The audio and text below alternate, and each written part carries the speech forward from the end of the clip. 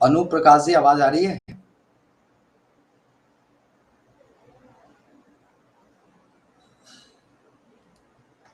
Lecture number 15 कल नहीं हुआ था। कल मेरी तबीयत बिगड़ गई थी अचानक, जो है अचानक मेरी तबीयत बिगड़ गई थी। इस कारण से कल क्लास कैंसिल कर दिया था मैंने।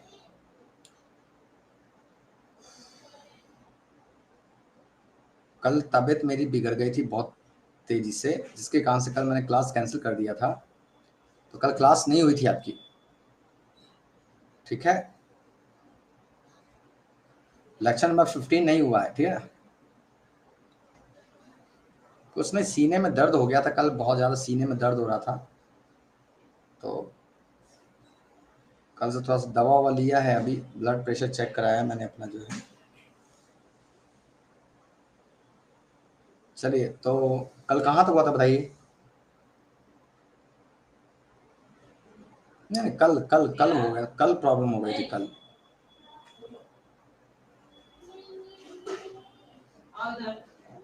कल हार्ट में प्रॉब्लम हो गई थी, ऐसा लगता था जैसे कुछ दिक्कत विक्कत सी हो गई थी, मुझे फील हो रहा था।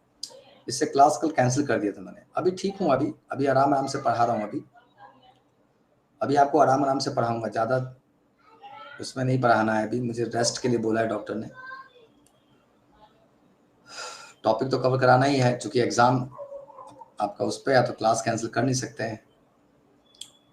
चले, मॉडर्न एम्पायर, राधे राधे जी। कहाँ तक हुआ था जी? मॉडर्न एम्पायर तक हो गया था जी। अशोका से करवाना है, ठीक है, ठीक है।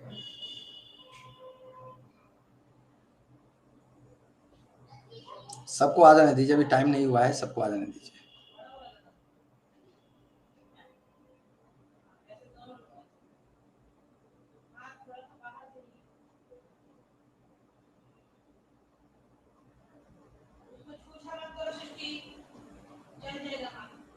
अभी तो ठीक हूँ फिलहाल के लिए, अभी ठीक है, अभी हल्का हल्का ठीक है अभी।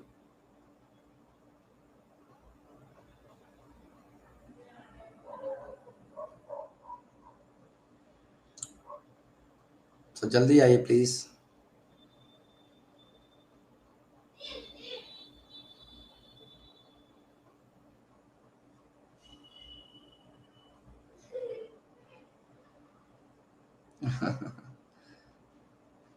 राहुल राहुल बनवाल कह रहे हैं दिल्ली में परिवार के साथ रहते हैं क्या सर?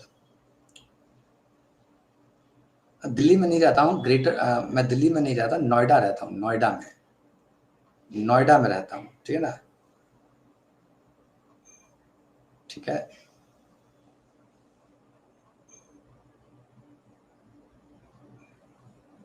अच्छा, तभी बच्चा सब बोल रहा है तो आवाज आ रही है। अच्छा, चलिए।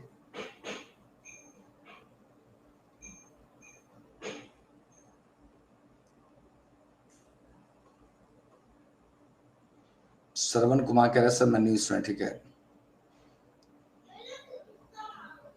कल मेरी तबीयत खराब हो गई थी, कल बहुत ज़्यादा तबीयत खराब थी, जिसके कारण से कल क्लास कैंसिल कर दी थी मैंने अचानक। कल मेरे हार्ट में मुझे ऐसा लग रहा था जैसे मुझे कुछ दर्द सा महसूस हो रहा था कल। तो इसके वजह से कल क्लास जो थी आपकी मैंने कैंसिल कर दी थी, ठीक है? आगे कभी मतलब एक्स्ट्रा क्लास लेकर के उसको कंप्लीट कर लेंगे, डोंट वरी, ठीक है? आगे कभी एक्स्ट्रा क्लास लेकर के उसको कवर करेंगे, ठीक है?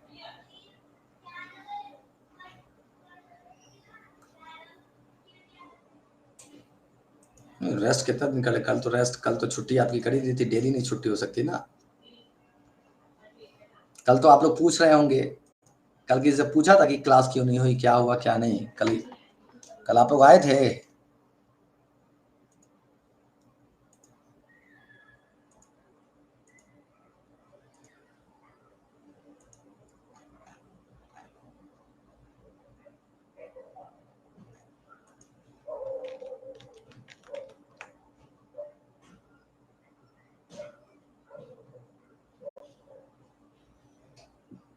ओके।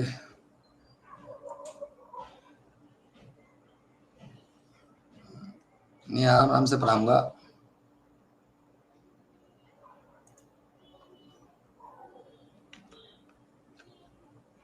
कैंसिल का मैसेज आ गया था ना, चलो तो अच्छी बात है ना, कैंसिल का मैसेज आ गया था आपको। कैंसिल का मैसेज आ गया था ना जी, ठीक है चलो। अब देखो कुंदन जी, अभी कुंदन जी मुझे मार डालेंगे जो है, चलिए ठीक है। नहीं नहीं पटना नहीं है, मैं नहीं आ रहा पटना, तबीयत खराब हो गई है तो पटना कैंसिल कर दिया मैंने। पटना जाने का प्लान मैंने कैंसिल कर दिया, तबीयत खराब है मेरी अभी, ठीक है। चलिए तो शुरू किया जाए। चलिए देखिए ध्यान से, थोड़ा आराम आराम से पढ़ाऊंगा क्योंकि अभी अभी मुझे कुछ दिक्कत है, इंटरनली प्रॉब्लम हो गई है, ठीक है ना, बकायदा थोड़ा सा हार्ट में दिक्कत है, ठीक है ना, तो ज़्यादा मैं बोल नहीं पाऊंगा अभी, लेकिन आराम आराम से पढ़ाऊंगा, ठीक है। देखिए ध्यान से, अशोक की बात करें, सबसे इंपॉर्टेंट क्या था, अशोक, ठीक है ना, इसका टाइम पीरियड कितना था, तो जी हाँ दोस्तों, अशोक का टाइम पीरियड 269 बीसी से 269 बीसी कितना 232 बीसी तक इसने शासन किया था, ठीक है ना, ठीक है। अशोक की बात करें, अशोक ने दोस्तों याद रखिए शिलालेख जारी किए थे। शिलालेख की बात करें, ठीक है, जी हाँ दोस्तों, मान लीजिए दोस्तों पत्थर है, ठीक है, इस पत्थर पे जो लेख लिखे हैं, पत्थर पे लिखे गए लेख को शिलालेख कहते हैं, ठीक है। पत्थर पर दोस्तों देखिएगा, पत्थर पर लिखे गए लेख को क्या बोलते हैं, शिलालेख कहते हैं, ठीक ना, शिलालेख कहा जाता है, कोई दिक्कत नहीं है। शिलालेख की बात करें, इसके 3 प्रकार के शिलालेख थे। पहला बड़े शिलालेख थे,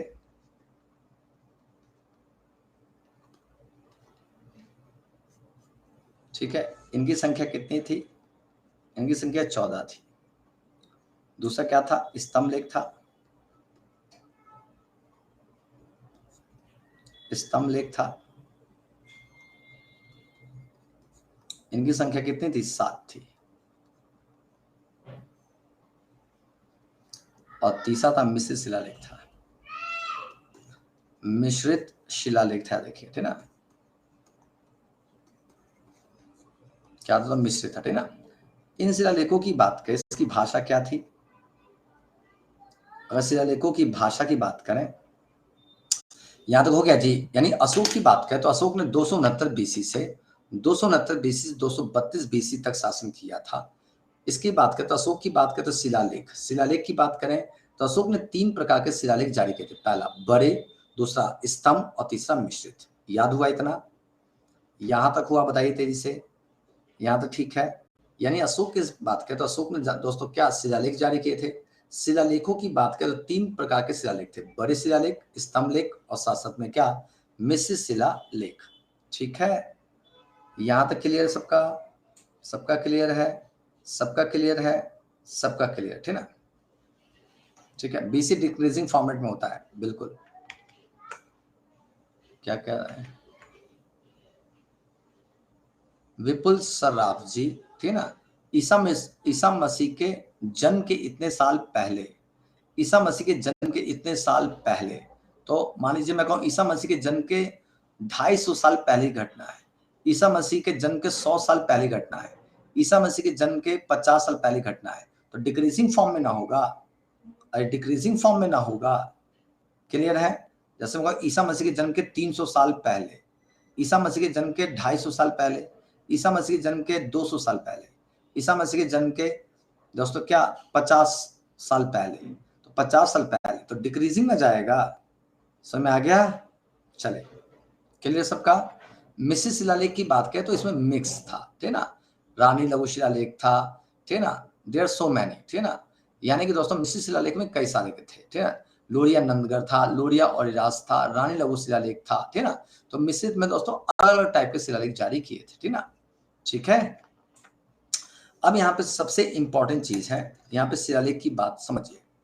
जैसे शिलालेख की बात करें, शिलालेख की बात करें, ठीक है, इसमें सबसे इंपॉर्टेंट चीज क्या, तो जी हाँ दोस्तों देखिएगा, इसकी भाषा क्या थी। आपसे पहला क्वेश्चन पूछता भाषा क्या थी, तो प्राकृत लैंग्वेज का यूज किया गया था। पहला चीज क्लियर है। लिपि पूछा जाए, स्क्रिप्ट क्या थी, तो लिपि में दोस्तों देखिएगा ग्रीक लिपि का प्रयोग किया गया था। शासन दोस्तों अरामाइक लिपि का प्रयोग किया गया था। अरामाइक के साथ साथ क्या ग्रीक थी, अरामाइक थी, ब्राह्मी तो दोस्तों देखिएगा ब्राह्मी, और साथ साथ में क्या खरोष्टी लिपि का प्रयोग किया गया था। खरोष्टी थी ना, ये क्या थे, स्क्रिप्ट थे, ठीक ना। यही लैंग्वेज क्या थी, प्राकृत लैंग्वेज थी। लिपि बोले तो स्क्रिप्ट, स्क्रिप्ट किसकी थी, स्क्रिप्ट बोले तो, स्क्रिप्ट बोले तो क्या, लिपि कैसी थी, तो ग्रीक थी, अरामाइक थी, ब्राह्मी थी, खरोष्टी थी, ठीक ना। शासन दोस्तों देखिएगा, इसकी खोज सबसे पहले किसने किया था, खोज किया था किसने, 1750 में दोस्तों देखिएगा किसने किया था जी, टील पैंथर ने किया था। टील पैंथर दोस्तों ठीक है ना, टील पैंथर पहले व्यक्ति थे जिन्होंने शिलालेखों को सबसे पहले खोजा था। क्लियर है यहाँ तक। दूसरा, सबसे पहले पढ़ा किसने था, तो जी हाँ दोस्तों देखिएगा 1837 ईस्वी में जेम्स प्रिंसेप पहले व्यक्ति थे। जेम्स प्रिंसेप, जेम्स प्रिंसेप दोस्तों देखिएगा सबसे पहले व्यक्ति थे जिन्होंने क्या इसे पढ़ा था, किसको, अशोक के शिलालेखों को। यानी अशोक के शिलालेख की भाषा क्या थी, प्राकृत थी। लिपि क्या थी, ग्रीक, अरामाइक, ब्राह्मी, खरोष्टी, या ब्राह्मी थी, खरोष्टी थी, ग्रीक थी, अरामाइक थी, 4 लिपि थी। खोजा किसने था, 1750 में टील पैंथर। पढ़ा किसने था, 1837 ईस्वी में जेम्स प्रिंसेप। क्लियर है यहाँ पे बताइए, डन है। अरे क्लियर बताइए तो तेज का सबका क्लियर ना है जी।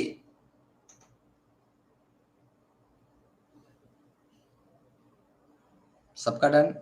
फिर सुनिए, शिलालेख की बात करें तो भाषा क्या थी, प्राकृत थी। लिपि क्या थी, स्क्रिप्ट क्या थी, ग्रीक थी, अरामाइक थी, ब्राह्मी थी, खरोष्टी थी। क्लियर है। खोजा किसने था, 1750 में टील पैंथर। पढ़ा किसने था, 1837 ईस्वी में किसने, जेम्स प्रिंसेप ने पढ़ा था। डन है। अरे क्लियर हो गया जी, अरे क्लियर हो गया, यहां तक डन। सबका डन है, सबका डन है, यहां तक क्लियर, सबका डन है जी, बताइए।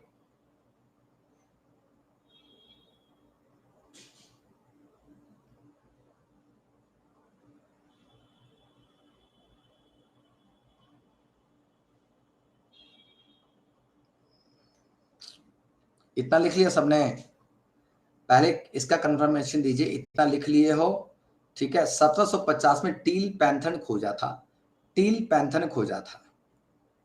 एक बार फिर से सर, मानस जी लेट आए थे।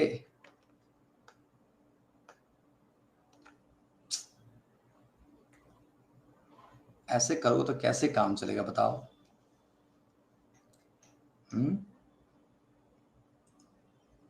देखो ध्यान से फिर से देखो, अशोक की बात करें, ध्यान समझिए, अशोक की बात करें, अशोक का सबसे इंपॉर्टेंट क्या था, शिलालेख। शिलालेख बोले तो इंस्क्रिप्शन, पत्थर पे लिखे गए लेख को, या देखिए पत्थर पे लिखे गए लेख को, पत्थर जो होता है, पत्थर पर लिखे गए लेख को शिलालेख कहते हैं। लिखे गए लेख को क्या बोलते हैं, शिलालेख कहते हैं। कोई दिक्कत तो नहीं है। जो भी बात पत्थर पे खुदवा के लिखा गया है, पत्थर पे लिखे गए लेख को शिलालेख कहा जाता है। यहां तक क्लियर है, यहां तक क्लियर है। अशोक के शिलालेख 3 प्रकार के थे। पहला कौन सा था, बड़े शिलालेख थे, बड़े शिलालेख, ठीक है। दूसरा क्या था जी, स्तंभ लेख थे, ठीक है। और तीसरा क्या था जी, मिक्स यानी मिश्रित शिलालेख थे, मिश्रित शिलालेख थे। यहां तक क्लियर है, ठीक है। बड़े शिलालेख की संख्या कितनी थी, 14 थी। स्तंभ लेख कितने थे, 7। कितने थे इनके, इनकी संख्या कितनी थी, तो जी हाँ, तो शिलालेख इनकी संख्या 7 थी, ठीक है ना। और मिश्रित तो कई जगह से मिले हैं, ठीक है। डन है, बताओ क्लियर। अब ये जो बड़े शिलालेख है इसका मतलब क्या है, ये जो बड़े शिलालेख 14 जो है, ये एक पत्थर है, एक पत्थर है, ठीक है। इस पे 14 बातें लिखी गई हैं। एक पत्थर पे 14 बातें, 3 4 5 6 7 8 9 10 11 12 13 14, ये 14 बातें लिखी गई हैं।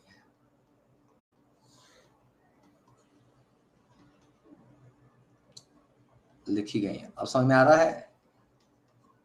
कोई दिक्कत तो नहीं है? ठीक है। स्तंभ लेख कितना? 7। एक ये पत्थर है, देखिए पत्थर पर कितनी बातें? 1 2 3 4 5 6 7, 7 बातें लिखी गई हैं।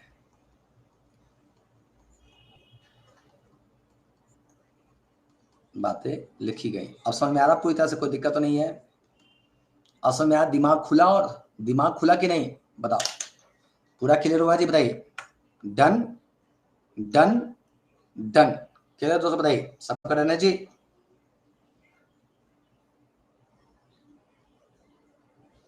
कोई दिक्कत तो नहीं है? कोई दिक्कत तो नहीं है? सबका क्लियर? सबका क्लियर, चलो सबका डन है। आगे देखिए, इन शिलालेखों की बात की, इसकी भाषा क्या थी? तो भाषा क्या थी? प्राकृत भाषा थी, प्राकृत लैंग्वेज का यूज किया गया था, ठीक है ना। लिपि क्या थी? ग्रीक थी, अरामाइक थी, ब्राह्मी थी, खरोष्टी थी। फिर से सुने, इन शिलालेखों की भाषा क्या थी? तो भाषा क्या थी? प्राकृत थी। लिपि क्या थी? ग्रीक थी। स्क्रिप्ट क्या थी? अरामाइक थी, ब्राह्मी थी, खरोष्टी थी। खोजा किसने था? 1750 में टील पैंथर। टील पैंथर नाम का व्यक्ति था जिसने इसे खोजा था, ठीक है। टील पैंथर लिख दे रहा हूं यहाँ पे, टील पैंथर नाम का व्यक्ति था जिसने अशोक के शिलालेख को खोजा था, ठीक है। पढ़ा किसने था सबसे पहले? तो पढ़ा था जेम्स प्रिंसेप ने, ठीक है। अब आगे बढ़ूं, जेम्स प्रिंसेप ने पढ़ा था। हो गया जी? हो गया जी? यहां तक बताइए सबका क्लियर है?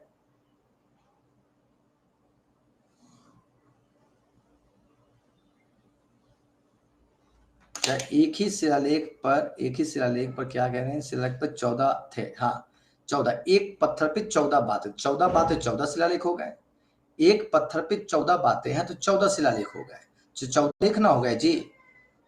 अरे क्लियर हो गया? लिपि बता तो रहा हूं, लिपि क्या है? लिपि 4 लिपि है, ग्रीक है, अरामाइक है, ब्राह्मी है, खरोष्टी है। ग्रीक है, अरामाइक है, ब्राह्मी है, खरोष्टी है। क्लियर हो गया जी? बताइए क्लियर सबका? ग्रीक है, अरामाइक है, ब्राह्मी है, खरोष्टी है। क्लियर हो गया जी? बताइए। चलिए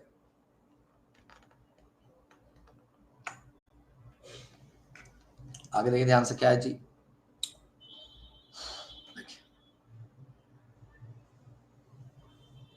देखिए, अशोक के 13वें शिलालेख से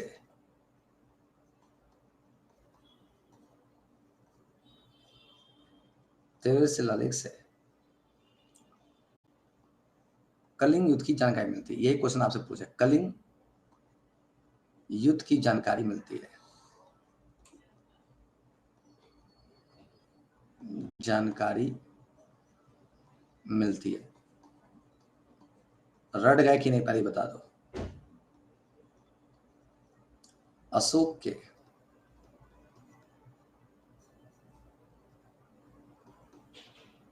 भाब्रू शिलालेख से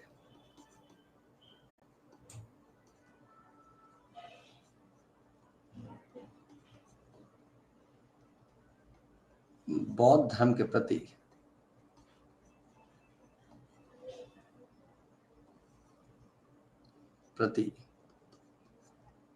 आस्था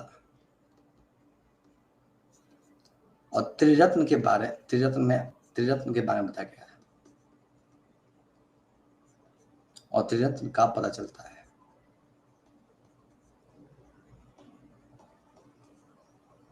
इतना याद हुआ? अशोक के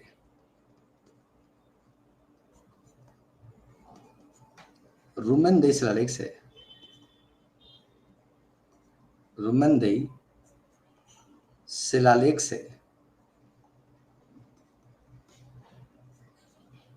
अशोक के रुमेनदेही शिलालेख से कर व्यवस्था की जानकारी मिलती है। कर बोले तो टैक्स।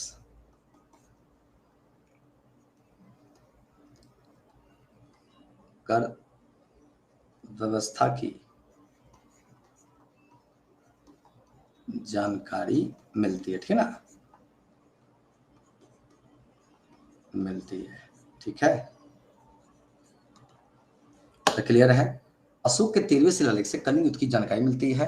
अशोक के भाब्रू शिलालेख से बौद्ध धर्म के प्रति आस्था और त्रिरत्न का पता चलता है।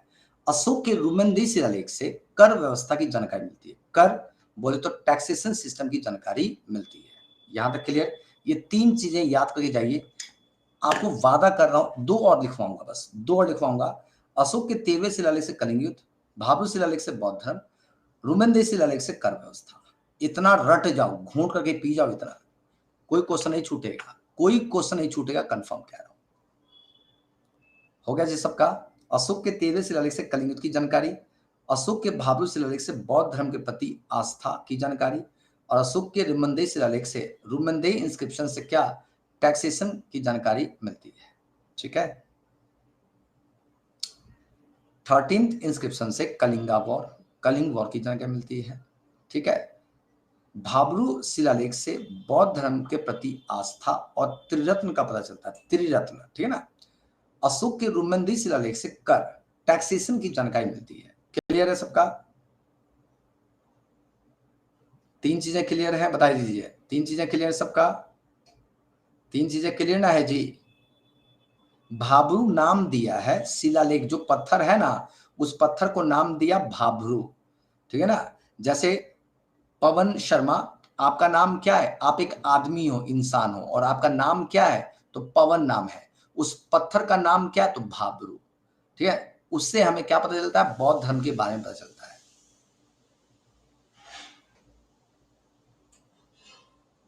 अभिषेक राजपूत जी, तीसरा पॉइंट में लिखा है कि अशोक के रुमेंदेई शिलालेख से पता चलता है कि अशोक के काल में टैक्सेशन व्यवस्था क्या थी, ठीक है ना। यानी आपसे क्वेश्चन पूछेगा कि अशोक के किस शिलालेख से टैक्स, कर व्यवस्था की जानकारी मिलती है। तो टैक्स नॉलेज हमें किससे मिलता है, रुमेंदेई से। रुमेंदेई से टैक्स नॉलेज है। भाब्रू इंस्क्रिप्शन से क्या, तो बुद्धिज्म है, यानी कि दोस्तों उसके बौद्ध धर्म के प्रति आकर्षण की बात करता है, ठीक है। शासन दोस्तों 3rd इंस्क्रिप्शन में क्या है, तो कलिंगा वॉर है। आपसे क्वेश्चन पूछेगा कलिंग युद्ध किस शिलालेख में मिलता है, तो 13वां टिक कर देना बस। आपसे पूछेगा कि बौद्ध धर्म के प्रति आस्था और त्रिरत्न अशोक के किस शिलालेख में है, तो भाब्रू शिलालेख टिक कर देना। कहेगा अशोक के समय में कर व्यवस्था की जानकारी किससे मिलती है, तो रुमेंदेई टिक कर देना। क्लियर है,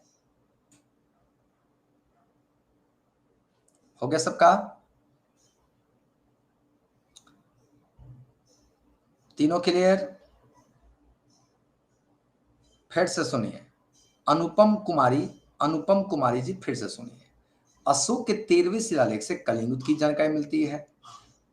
बार बार रिपीट मत कराओ, वैसे ही आज तबीयत ठीक नहीं है, ठीक है ना, तबीयत बहुत खराब है, आप लोगों को मजाक लग रहा है, ठीक है ना। कल मेरे हार्ट में पेन हो गया था, कल मेरे हार्ट में पेन था, इसके वजह से कल क्लास कैंसिल कर दिया।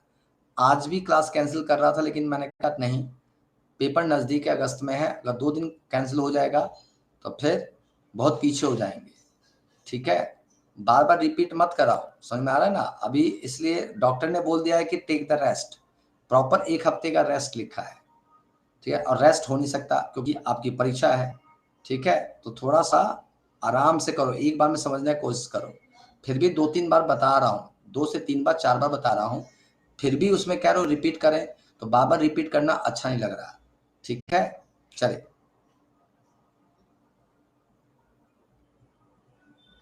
हो गया जी, यहां तक बताइए।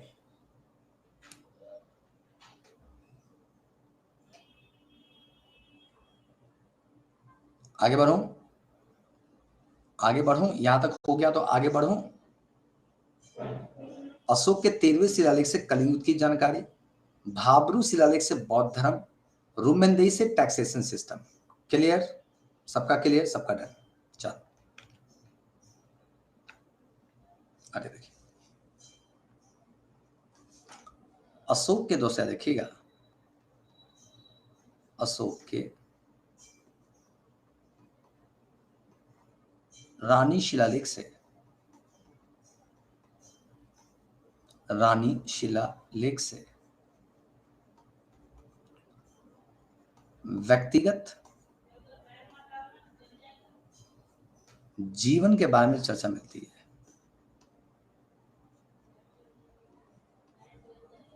व्यक्तिगत जीवन की जानकारी मिलती है। पर्सनल नॉलेज, जानकारी मिलती है। पर्सनल नॉलेज किसमें मिलता है बताइए? तो रानी शिलालेख से, ठीक है। रानी शिलालेख से, रानी शिलालेख से याद रखिए, ठीक ना, याद रखिए, रानी शिलालेख से अशोक के व्यक्तिगत जीवन के बारे में जानकारी मिलती है, ठीक है।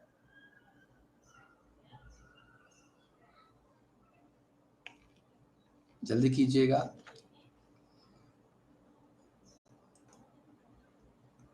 बाकी रानी लघु शिलालेख कर लीजिएगा, वहां पे रानी ना लघु कर लीजिएगा, यहाँ पे क्या कर लीजिए, रानी लघु शिलालेख कर लीजिएगा। रानी लघु शिलालेख से, लघु बोले तो स्मॉल, ठीक है ना, स्मॉल है, ठीक है ना, हमें जानकारी मिलती है, ठीक है ना।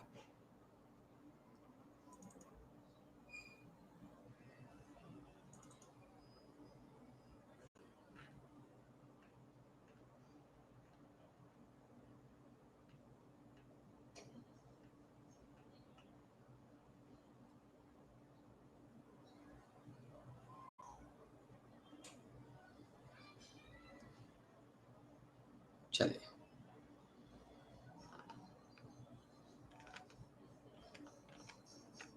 ठीक है, यहां तक क्लियर हो गया। देखिए, व्यक्तिगत जीवन की बात करें तो अशोक की बात चल रही है। अशोक के पिताजी का क्या नाम था बताइए? बिंदुसार।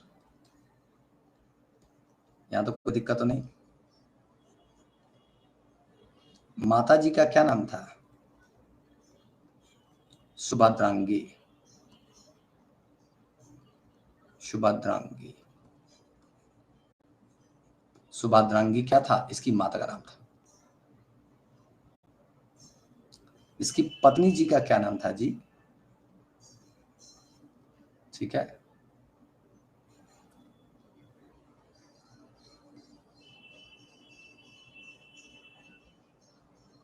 इसकी पहली पत्नी थी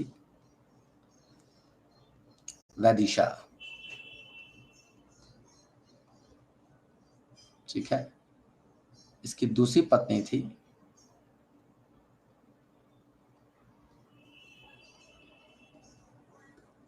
इसका नाम था क्या? असंधि माता। असंधि माता, असंधि माता, ठीक है। इसकी तीसरी पत्नी थी जो इसकी प्रेमिका थी, प्रेमिकवा का थी, प्रेमिका थी, क्या नाम था उसका? कारुवाकी। अशोका मूवी देखी है? कारुवाकी इसकी तीसरी पत्नी थी। समय आ गया, जल्दी करिए।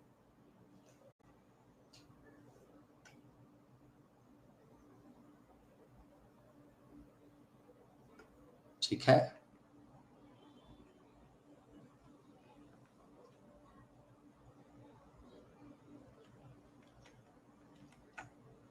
यहां तक क्लियर है? पिता बिंदुसार थे, माता कौन थी? सुभद्रांगी थी, पत्नी क्या थी? वैदिशा, असंधि माता और कारुवाकी, ठीक ना। अब इसका पुत्र कौन था? अशोक का पुत्र तो महेंद्र था, याद आ रहा है? तीवर था, महेंद्र तीवर था, कुणाल था, कुणाल नाम सुना है? महेंद्र था, तीवर था, कुणाल था, और साथ में एक और था तालुका, एक और पुत्र था तालुका।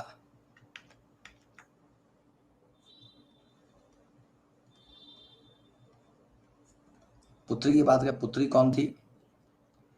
पुत्री की बात करें, इसकी पुत्री का नाम था क्या? संघमित्रा, संघमित्रा, संघमित्रा। इसकी पुत्री का नाम क्या था? संघमित्रा था। और दूसरी पुत्री का नाम क्या था? चारुमती था। दूसरी पुत्री कौन थी? चारुमती, चारुमती। कोई दिक्कत तो नहीं बताइए? पूरा खानदान के बारे में पता चल गया, ठीक ना? तो क्लियर है। यानी अशोक के रानी लघु शिलालेख से अशोक के व्यक्तिगत जीवन पर प्रकाश पड़ता है। अशोक के व्यक्तिगत जीवन पर प्रकाश पड़ता है। पिता बिंदुसार थे, माता सुभद्रांगी थी, पत्नी कौन थी? तो वैदिशा थी, असंधि माता थी और कारुवाकी थी। इसके 3 पत्नियां थी, वैदिशा, असंधि माता, शासन दोषा देखिएगा जी उस कारुवाकी, कोई दिक्कत नहीं है। शासन दोषा देखिएगा, इसका पुत्र कौन था? महेंद्र था, तीवर था, कुणाल था, तालुका था। कारुवाकी, मुन्ना कुमार जी, कारुवाकी पत्नी का नाम था, ठीक है ना? ठीक है, कारुवाकी था, ठीक है। इसकी पत्नी का नाम कारुवाकी था और पुत्री कौन थी? संघमित्रा और चारुमती। संघमित्रा और चारुमती इसकी क्या थी? तो इसका पुत्री थी, किसका? अशोक का। डन है, यहां तक डन हुआ? बताइए। और यहां तक ठीक है? डन, सबका डन? सबका डन है?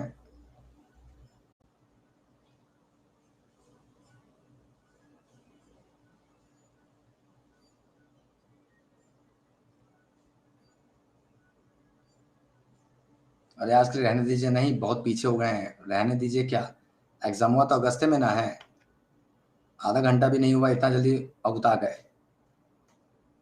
पढ़ाई में मन लगाइए, ठीक है, पढ़ाई में मन लगाइए। चलिए,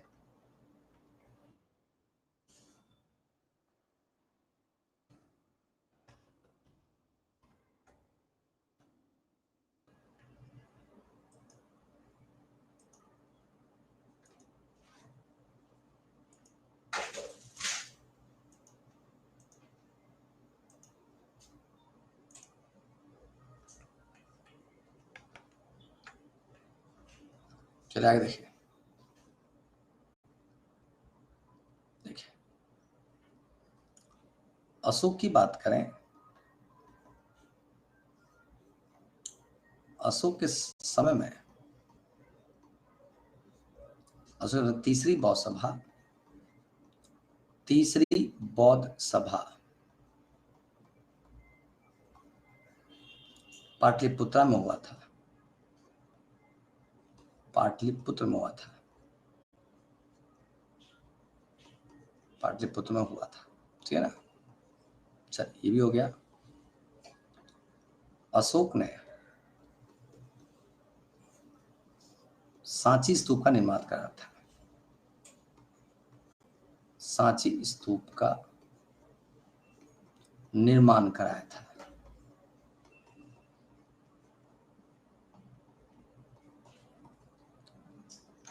अशोक ने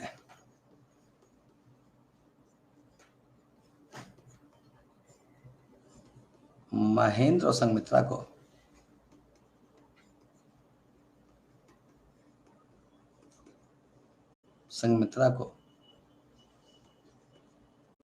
श्रीलंका भेजा था।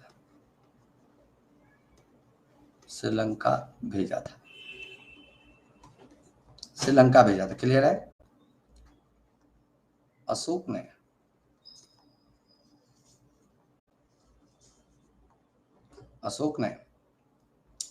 ललित पाटन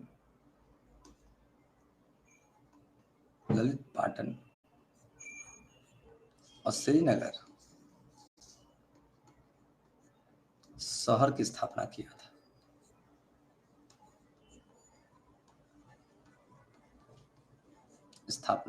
था।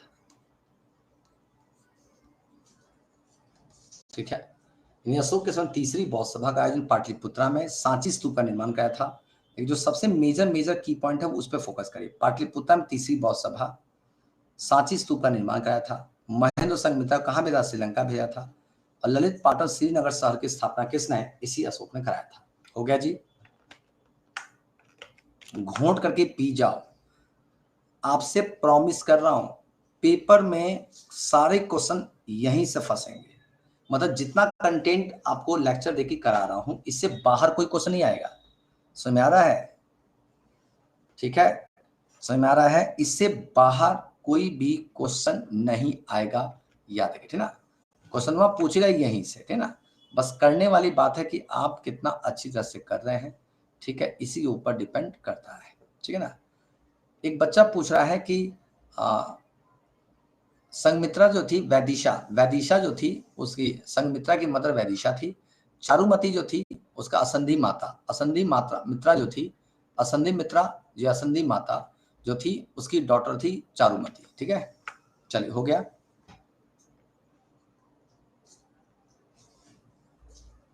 सबका हो गया। सांची स्तूप मध्य प्रदेश में है। विदिशा, सांची स्तूप मध्य प्रदेश के विदिशा में है। हो गया। रायसेन डिस्ट्रिक्ट में है। रायसेन सुना है, वहीं पे है। कहां पे? मध्य प्रदेश में। सबका हो गया। डन है इतना। अशोक के संग तीसरी बौसभा दिमाग में सेट होना चाहिए। तीसरी बौसभा, सांची स्तूप, महेंद्र संघमित्रा कहां पे? श्रीलंका। ललित पाटन और श्रीनगर शहर किसने? तो अशोक ने बसाया था, ठीक है। चलिए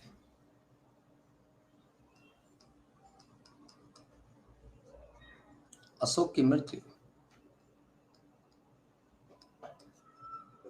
232 बीसी में हुई थी। 232 बीसी में हुई। चलिए एक और पॉइंट लिख लीजिए, बस सीधे एक पॉइंट लिखिए। मौर्य वंश का अंतिम शासक।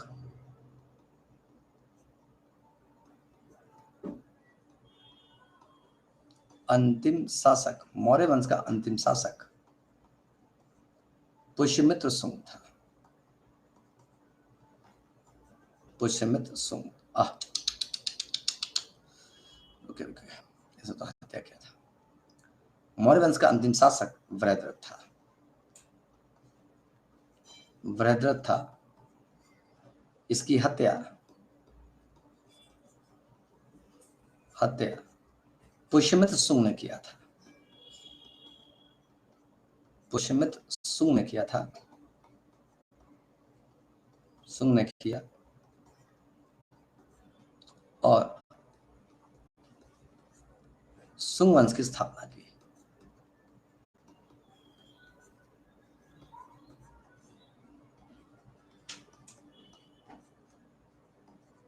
सुंग वंश की स्थापना। क्लियर हो गया दोस्तों? क्लियर है? यानी कि देखा जाए तो मौर्य वंश का अंतिम शासक कौन? वृहद्रथ था। मौर्य वंश का अंतिम शासक कौन? वृहद्रथ था। इसकी हत्या किसने? तो पुष्यमित्र सुंग ने की थी। पुष्यमित्र सुंग जो था उज्जैन का ब्राह्मण था। ध्यान सुनिए, पुष्यमित्र सुंग उज्जैन का ब्राह्मण था और वृहद्रथ का सेनापति था। उज्जैन का ब्राह्मण और वृहद्रथ का क्या? सेनापति था। इसी ने दोस्तों मौका मिलते ही वृहद्रथ की हत्या कर दी थी और वृहद्रथ की हत्या करके स्वयं सुंग वंश की स्थापना कर दिया था। यानी सुंग वंश की स्थापना करने का श्रेय किसको? इसी पुष्यमित्र सुंग को दिया जाता है। क्लियर सबका? थोड़ा ज्यादा तेज नहीं बोल सकता थे ना, थोड़ा सा प्रॉब्लम है अभी, थोड़ा सा डॉक्टर ने रेस्ट के लिए बोला है तो ज्यादा नहीं बोल सकता हूँ। समझ में आ रहा है ना? अभी घर से ही क्लास ले रहा हूँ, ठीक है। अभी थोड़ा सा आराम से ले रहा हूँ। आई होप कि यू अंडरस्टैंड। समझ में आ रहा है? कल इसलिए क्लास कैंसिल कर दिया था, आपकी क्लास इसलिए कैंसिल हो गई थी, कुछ मेडिकल इशू हो गया था, इस कारण से कल क्लास कैंसिल करना पड़ गया था, ठीक है। अभी आराम से लेंगे। अभी मतलब ज्यादा एक्टिव होकर क्लास नहीं लेना है, ठीक है ना। ज्यादा एक्टिव होकर क्लास नहीं ले सकता हूँ। और सुंग वंश इंग्लिश, हाँ सुंग वंश को सुंग डायनेस्टी लिखिए। अरे सुंग वंश को सुंग डायनेस्टी लिखिए। सुंग वंश को सुंग डायनेस्टी लिखिए। समझ में आ रहा है? सुंग वंश को सुंग डायनेस्टी लिख लीजिए, ठीक है ना। पुष्यमित्र सुंग was the founder of Sunga dynasty. हो गया, ठीक है। अरे क्लियर है? Pushymit Sung was the founder of Sunga dynasty and Vajrath was killed by Pushymit Sung in 185 BC, ठीक है ना। And Pushymit Sung was the founder of Sunga dynasty. I hope clear हो गया। आगे बढ़ूं?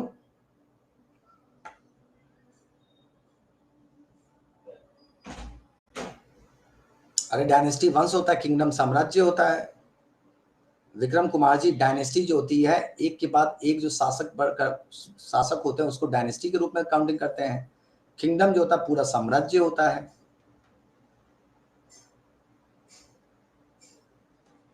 अरे पहले इसका कंप्लीट तो हो जाए, पहले तो ये डन हो गया ना। चलो एमसीक्यू लेके आऊं अब मौर्य काल का एमसीक्यू लेके आऊं, मौर्य काल का एमसीक्यू लेके आऊं, जल्दी बताइए। मौर्य काल का एमसीक्यू लेके आऊं। रिवीजन कर लिया सबने? सब लोग रिवीजन कर चुके हो? सब लोगों ने रिवीजन कर लिया?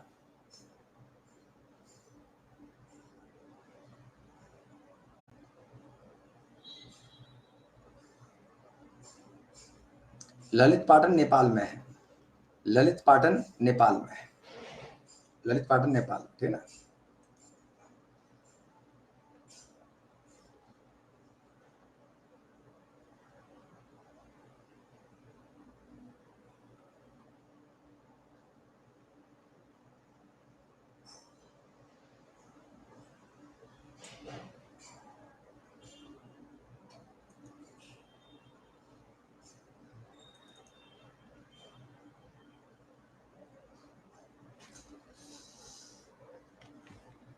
एक मिनट रुको जरा, पूरा ना वो हो गया है।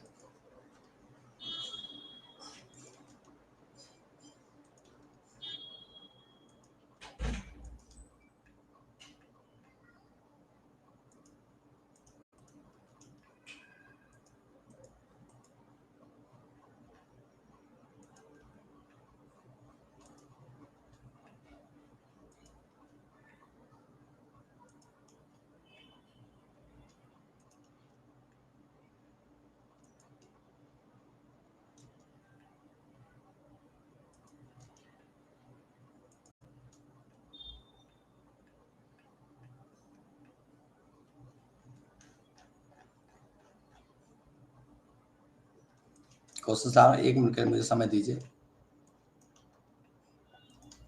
बस ला रहा हूँ, बस 2 मिनट का समय दीजिए।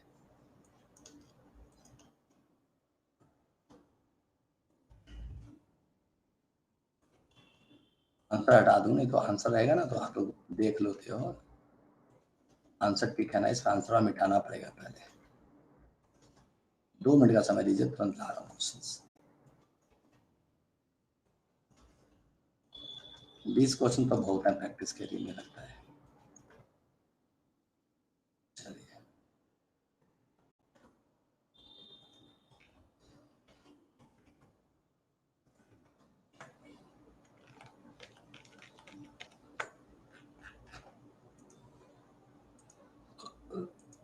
देखिए ध्यान से,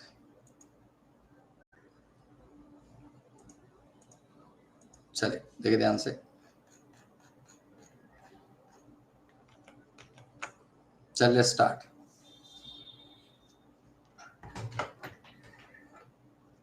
जल्दी कीजिए, चलिए। मौर्य साम्राज्य संस्थापक कौन था, जल्दी कीजिए।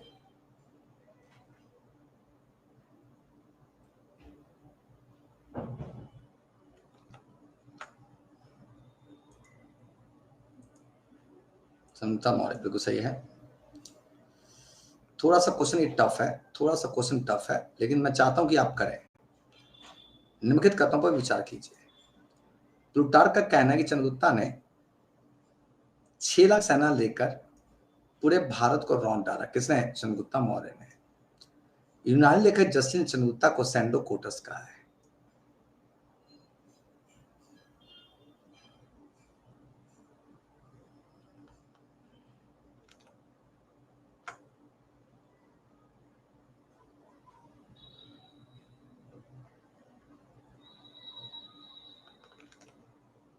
जल्दी कीजिए, क्या तो कीजिए, बताइए। थोड़ा सा टफ क्वेश्चन है, थोड़ा सा टफ क्वेश्चन है, आई नो, ठीक है ना, लेकिन थोड़ा सा प्रयास करिए सब लोग। देखिए देखिए, मूक दर्शक बनने से अच्छा है मूक दर्शक ना बने, प्रयास सब लोग करेंगे, भले क्या होगा, ज्यादा क्या होगा, अच्छा बताओ, ज्यादा से ज्यादा क्या होगा? अरे गलत ना होगा, ज्यादा से ज्यादा क्या होगा बताइए? गलत ना होगा, यही ना होगा, गलत हो जाएगा, ठीक है। लेकिन अगर आप प्रयास करोगे, बनाओगे, कोशिश करोगे, ठीक है, तो बिल्कुल सही हो जाएगा, ठीक है। तो बस आपके ऊपर ही डिपेंड करता है, ठीक है ना, ठीक है। थोड़ा सा प्रयास करो, बनेगा, ठीक है। It's a very very most important, है ना। ठीक है, चलिए, तो बिल्कुल सही है। इसका आंसर क्या होगा जी? सी इज द राइट आंसर। सही है, दोनों स्टेटमेंट सही है। चाणक्य का अन्य नाम क्या था?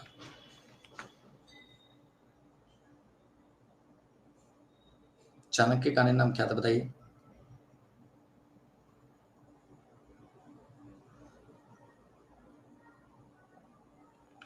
क्वेश्चन बनाने के बाद कॉन्फिडेंस आता है आप लोगों को? जब क्वेश्चन बनाते हो तो फिर कॉन्फिडेंस आता है।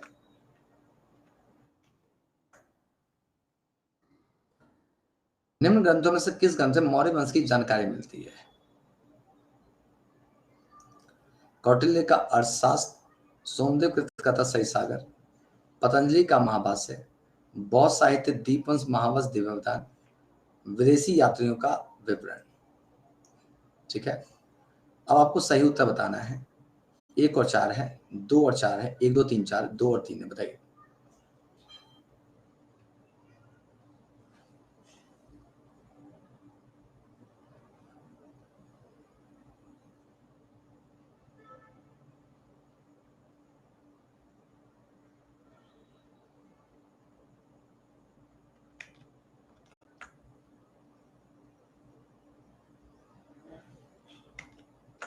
बिल्कुल सही है, सी इज राइट, बिल्कुल सही है। क्वेश्चंस का लेवल कितना ही टफ क्यों ना हो, आप लोग कर जा रहे हैं। चंद्रगुप्ता मौर्य ने किस शासक को पराजित कर इरियाना का क्षेत्र प्राप्त किया था? जल्दी करिएगा। चंद्रगुप्ता मौर्य ने किस शासक को पराजित कर इरियाना क्षेत्र प्राप्त किया था? बहुत सही, बहुत अच्छा। एक गलत बच्चे ने गलत किया, किसने गलत किया है? बिल्कुल सही है, Seleucus Nicator is the right answer. ठीक है,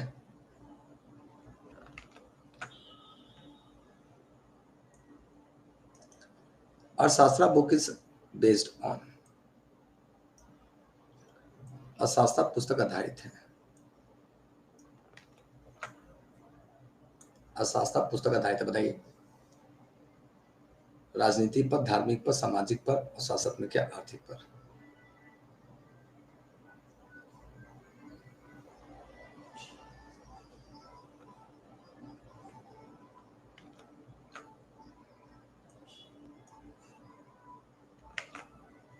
क्या बात है यार,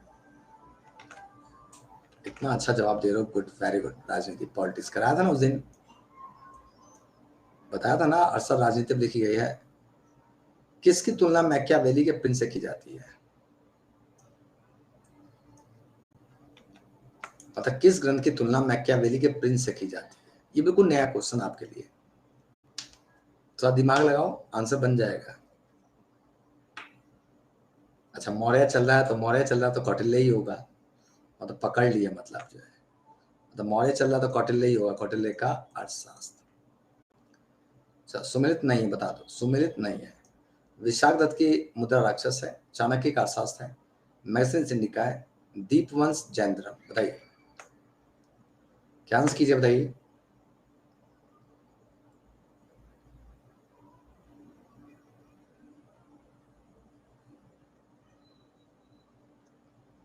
धुआं धुआं कर दिया आप लोगों ने।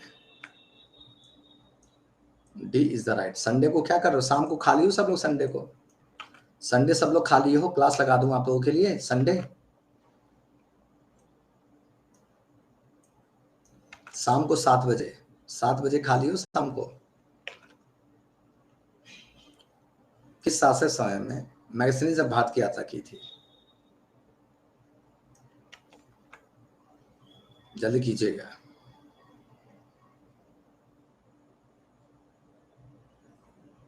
During which of the following rulers magazines visited India?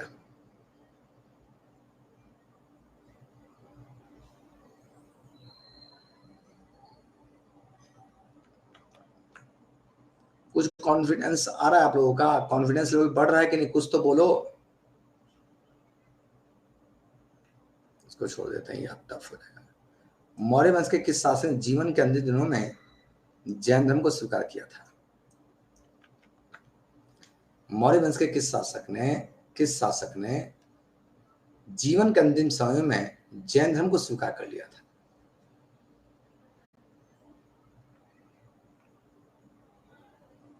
मतलब पहले से ये लग रहा है कि क्लास लेने से पहले कुछ आता नहीं था, लेकिन क्लास लेने के बाद बहुत कुछ सीखा, और सीखने के बाद हमारा यहाँ पे आंसर बन रहा है, तभी ना फायदा होगा। ठीक है, चंद्रगुप्ता मौर्य बिल्कुल सही। चलो, लेकिन में सीरिया के किस शासक ने डायमेकस को बिंदुसार के दरबार में भेजा था? सीरिया के किस शासक ने डायमेकस को बिंदुसार के दरबार में भेजा था?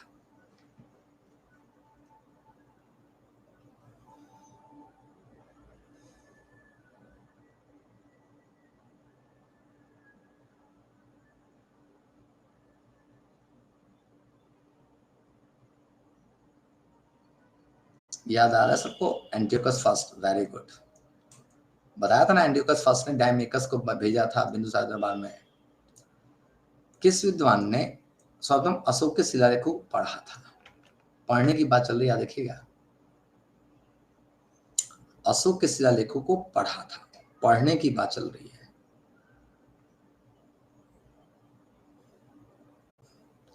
टील पैंथर ने तो खोजा ना था जी, अभी तो पीछे कराया था। जेम्स प्रिंसेप ने पढ़ा था और इसे टील पैंथर ने खोजा था। खोजा किसने था? टील पैंथर ने। पढ़ा किसने था? जेम्स प्रिंसेप ने। जस्ट अभी तो बता रहा हूं।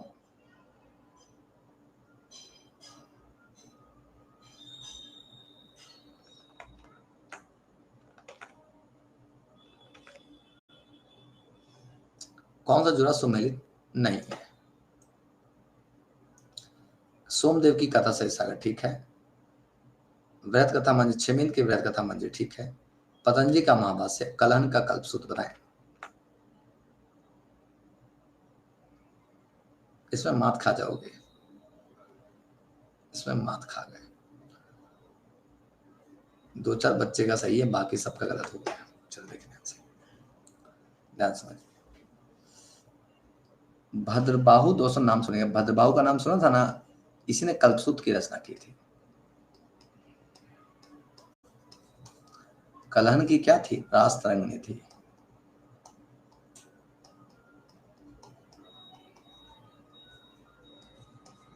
ठीक है, तो क्या होता है दोस्तों? D is the right answer, ठीक है ना। मैगजीन ने भारतीय समाज को कितनी श्रेणियों में बांटा है? वेरी वेरी मोस्ट में बताइए। ये मैंने आपको बताया नहीं था, लेकिन अब यहां बता रहा हूं। मैगजीन से भारतीय समाज को कितने पार्ट में बांटा था? नहीं, 7 is the right answer, D, है ना। 7 पार्ट में बांटा था। इसको याद कर लीजिए, इसको याद कर लीजिए। मैगजीनीज ने भारतीय समाज को 7 भागों में बांटा था। कितने पार्ट में? 7, 7 याद रखिएगा, ठीक है ना, गलती मत करिएगा। ठीक है, सर्वप्रथम किस अभिलेख में अशोक का नाम मिलता है? देखिए, अशोक की बात करें, अशोक नाम जो है मास्की, गुर्जरा, नेतू, ओडेगोल्लम,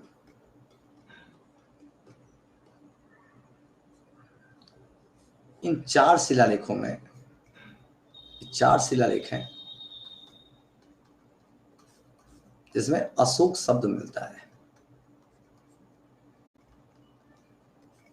यानी ये इस बात को बताता है कि भारत में कोई अशोक नाम का कोई प्राणी था।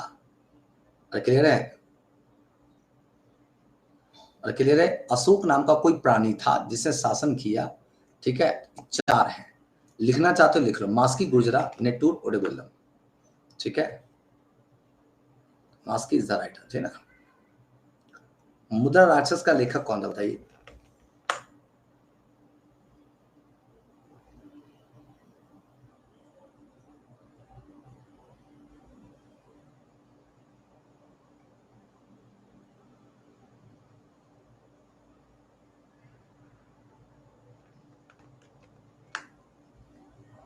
विशाख दत्त की मुद्रा से बिल्कुल सही है।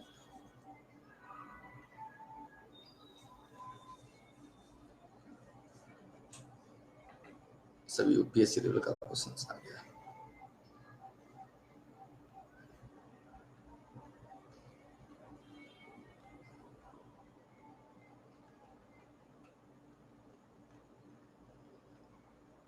अठारह तक ही कर रहा हूँ, 18 तक ही कर, ठीक है ना, 18 ही कर रहा हूँ बस, यहीं तक। बाकी सब यूपीएससी लेवल के प्रश्न है ये, ठीक है ना, यहीं तक करिए, ठीक है।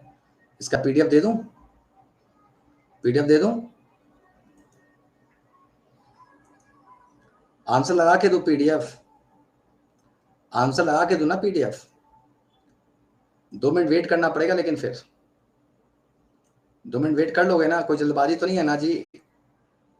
एक बात याद रखना, जो बच्चा जितना जीएस का प्रैक्टिस करेगा, मतलब आपकी प्रैक्टिस पे ही सब कुछ डिपेंड करता है।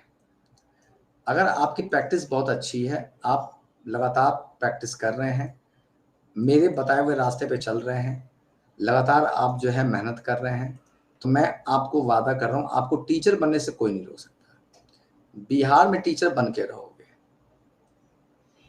कोई नहीं रोक सकता आपको। समझ में आ रहा है? टीचर बन के रहोगे, बस याद रखना, जितना ज्यादा से ज्यादा आप प्रैक्टिस करोगे उतना ही ज्यादा सबसे बेटर रहेगा, ठीक है। बस आपकी प्रैक्टिस ही आपको सफलता दिलाएगी, ठीक है, याद रखिएगा। मतलब जीएस के क्वेश्चंस की देखो, ये भी मैं आपसे वादा कर रहा हूं कि अगर आपने जीएस के क्वेश्चन बना दिए तो सिलेक्शन नहीं रुकेगा, चाहे वो कोई भी हो। जीएस का ही प्रश्न आपको डिसाइड करेगा कि इन करोगे या आउट होगे। इसे जीएस के प्रश्नों को पूरी तरह से घूम कर पीजिए, ठीक है, पूरी तरह से घूम के पीजिए,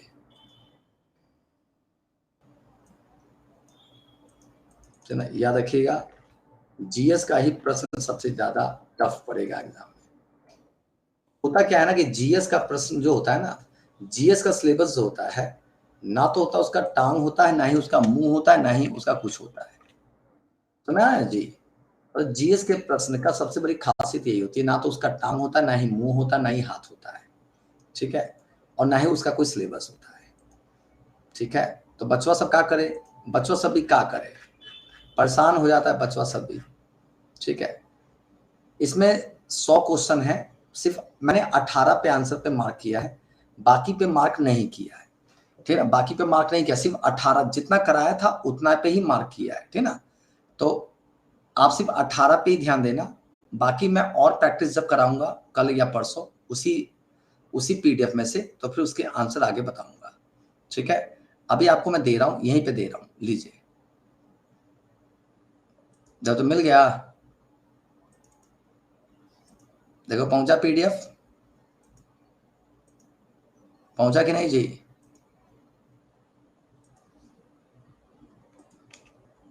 आंसर लगा हुआ है,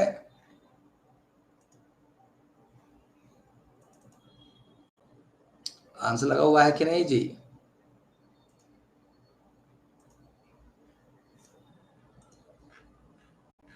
सबको मिल गया? चलिए, साइंस की भी क्लास स्टार्ट होगी, पहले कोई सिलेबस सब्जेक्ट तो कंप्लीट हो। कल हम लोग सुंग डायनेस्टी, कल सुंग डायनेस्टी देखे, अभी थोड़ा सा मुझे स्वस्थ होने में थोड़ा सा टाइम लगेगा, ठीक है ना। तो कल सुंग dynasty, Satavahana Kushan dynasty complete करेंगे, ठीक है, सुंग डायनेस्टी। अच्छा, एक और चीज आपसे कहना है, एक और चीज आपसे कहना है, किसी भी सज्जन को किसी भी तरह का कोई नोट्स चाहिए हो, कोई नोट्स चाहिए या कोई कंटेंट चाहिए या कुछ भी आपको रिक्वायरमेंट हो, सुना ना कि इस टॉपिक का मुझे नोट्स दे दीजिए, या इस टॉपिक को मेरे लिए सहायता कर दीजिए, या मेरी सहायता यहाँ पे कर दीजिए, मुझे ये और दे दीजिए, कुछ भी आपको चाहिए, चाहे किसी भी सब्जेक्ट का, ठीक है, याद रखिएगा, याद रखिएगा, ठीक है ना, बेहिचक मांगिए, कोई दिक्कत नहीं, ठीक है। 18 क्वेश्चन का आंसर लगा हुआ है, सिर्फ 18 का लगा हुआ है मेरे भाई, सिर्फ 18 क्वेश्चंस कराया था, 18 देखिएगा, ठीक है ना, ठीक है। तो याद रखिएगा, ठीक है ना। तो किसी भी तरह की रिक्वायरमेंट हो आपको, बेहिचक बोलिएगा, मैं आपके साथ खड़ा हूं। समझ में आ रहा ना? बस मुझे यही चीज याद रखिएगा। अरे नहीं लगाया आंसर, रेड कलर से आंसर नहीं लगा हुआ है, रेड कलर से आंसर नहीं लगा हुआ है, रेड कलर से मार्क कर रखा है, नहीं लगा हुआ है आंसर।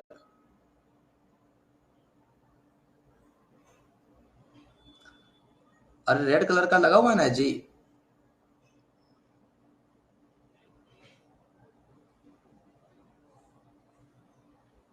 लगा है, ठीक है ना? ठीक है, तो किसी भी चीज की रिक्वायरमेंट हो या किसी भी चीज की जरूरत हो तो जरूर बताना, ठीक है ना? चले, तो आज के तक काफी। Okay, bye bye, take care, ठीक है ना? चले, गुड नाइट, ठीक है।